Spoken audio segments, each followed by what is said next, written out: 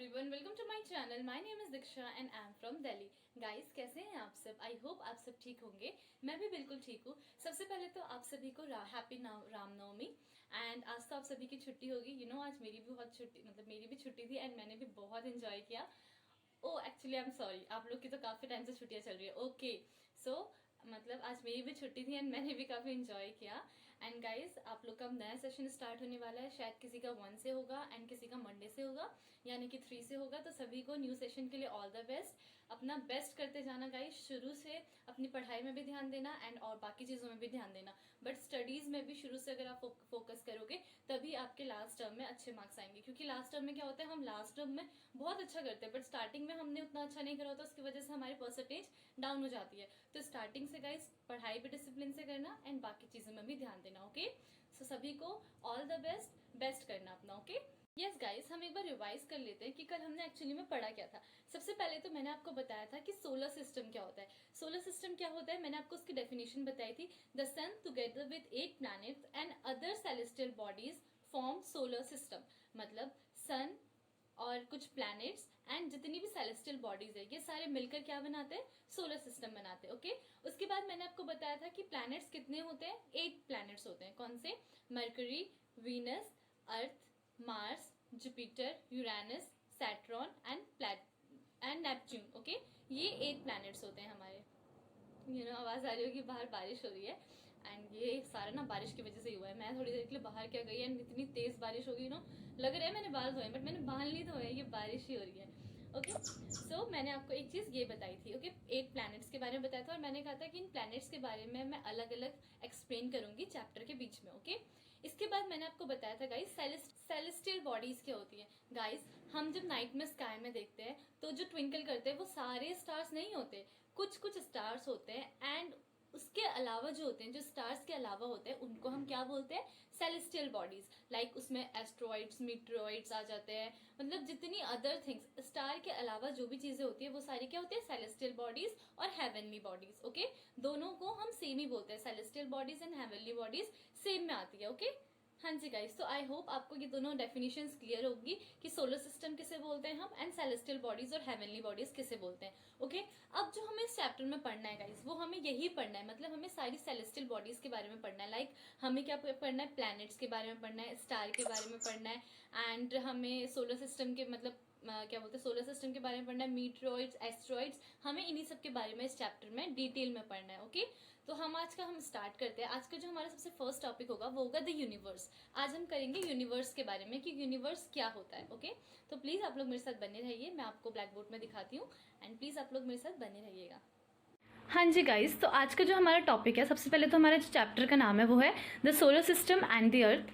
आज हमारा first topic है। सबसे पहले हम क्या करेंगे, यूनिवर्स। यूनिवर्स क्या होता है गाइस? वैसे हिंदी में यूनिवर्स का मतलब क्या होता है, ब्रह्मांड। Okay now the first point is on a cloudless night we see many shining objects in the sky which we called stars. जैसे कि मैंने आपको बताया था पहले भी, कल की वीडियो में भी, हम जब क्लाउडलेस नाइट में देखते हैं तो हम बहुत सारे शाइनिंग ऑब्जेक्ट को देखते हैं स्काई में और हम उनको क्या बोलते हैं, स्टार्स। जितने भी हम शाइनिंग ऑब्जेक्ट्स देखते हैं स्काई में हम क्या बोलते हैं, उनको स्टार्स। बट सेकेंड पॉइंट देखिए, but not all them are stars. लेकिन वो सारे शाइनिंग जो ऑब्जेक्ट्स होते हैं वो सब स्टार्स नहीं होते। There are some other objects called heavenly bodies.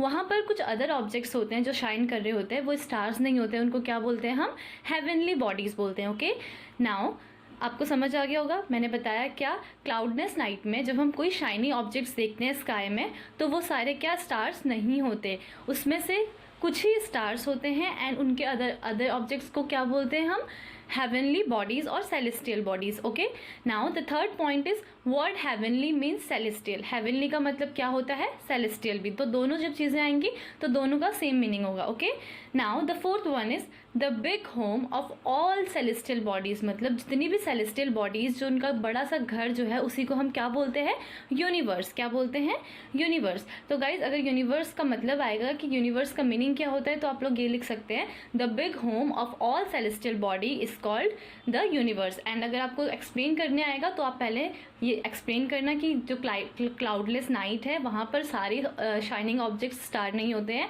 कि उनको क्या बोला जाता है, हेवनली बॉडीज़ और सेलेस्टियल बॉडीज़ बोला जाता है। एंड हेवनली का मतलब सेलेस्टियल भी होता है।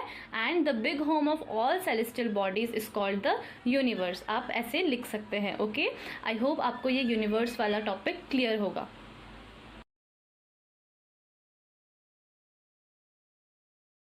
यस गाइस, तो यूनिवर्स में ही अब जो हमारा नेक्स्ट टॉपिक है ये यूनिवर्स के अंदर ही है, बिग बैंग थ्योरी।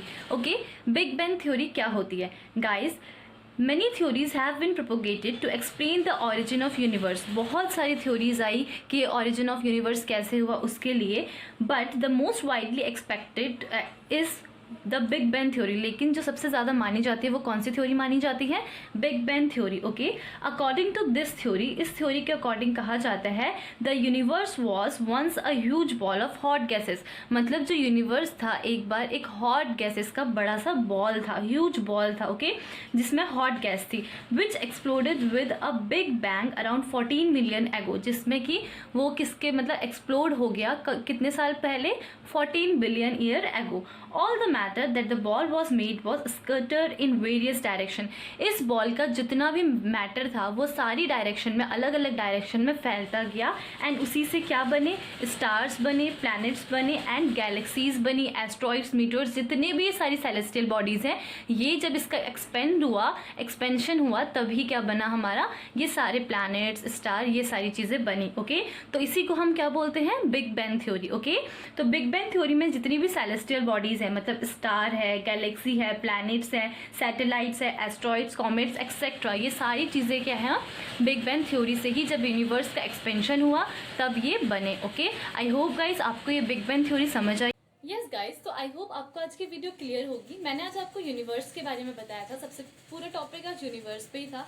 सबसे पहले गाइस मैंने आपको बताया था कि जितने भी हम क्लाउडलेस नाइट में जितने भी हम शाइनिंग ऑब्जेक्ट्स देखते हैं वो सारे स्टार्स नहीं होते हैं, अदर ऑब्जेक्ट्स भी होते हैं। उनको हम क्या बोलते हैं? जो स्टार्स के अलावा ऑब्जेक्ट्स होते हैं उनको हम सेलेस्टियल बॉडीज या फिर हेवनली बॉडीज बोलते हैं। ठीक है, एक तो मैंने आपको ये कराया था। उसके बाद मैंने आपको बताया कि सेलेस्टियल का ही मतलब हेवनली बॉडीज होता है, दोनों का सेम मीनिंग होता है। ओके, फिर मैंने आपको बताया था कि यूनिवर्स किसे बोलते हैं? The big home of all celestial body is known as universe. ठीक है, ये भी मैंने आपको बता दिया। उसके बाद मैंने आपको बताया गाइस बिग बैंग थ्योरी। आज के जो टॉपिक है उसमें बिग बैंग थ्योरी इंपॉर्टेंट है, ये आप अच्छे से कर लीजिएगा। बिग बैंग थ्योरी होती है एक्सपेंशन ऑफ यूनिवर्स। यूनिवर्स का कैसे expansion? Around 13.8 billion year ago क्या था, एक हॉट गैसेस का बड़ा सा बॉल था जो कि फट गया और उसमें जितना भी मैटर था गाइस वो चारों डायरेक्शन में, मतलब जितनी भी डायरेक्शन है सारी डायरेक्शन में फैला और उसी की वजह से सारे हमारे क्या बने? सेलेस्टियल बॉडीज, मतलब हमारे planets, satellites and you know जितनी भी मतलब सारे प्लैनेट्स हो गए, स्टार्स हो गए, गैलेक्सी हो गई, कॉमेट्स, एस्ट्रॉइड्स, मीटर्स, ये सारी चीजें बनी। इसी से क्या हुआ? यूनिवर्स एक्सपेंड हुआ। ओके, आई होप गाइस आपको आज की वीडियो समझ आई होगी, बिग बैंग थ्योरी समझ आई होगी, यूनिवर्स समझ आ गया होगा अच्छे से। मैंने जो भी आपको करवाया है मैंने उसकी पिक भी भेज दी है, जिस बच्चे को भी नोट करना है वो नोट कर सकता है। आई थिंक गाइज आज की वीडियो आपको समझ आई होगी। आज की वीडियो में बस इतना ही। प्लीज आप लोग मेरे साथ बने रहिएगा एंड मुझे लाइक, शेयर, सपोर्ट करते रहिएगा। Thank you so much for today's video. Bye bye, take care.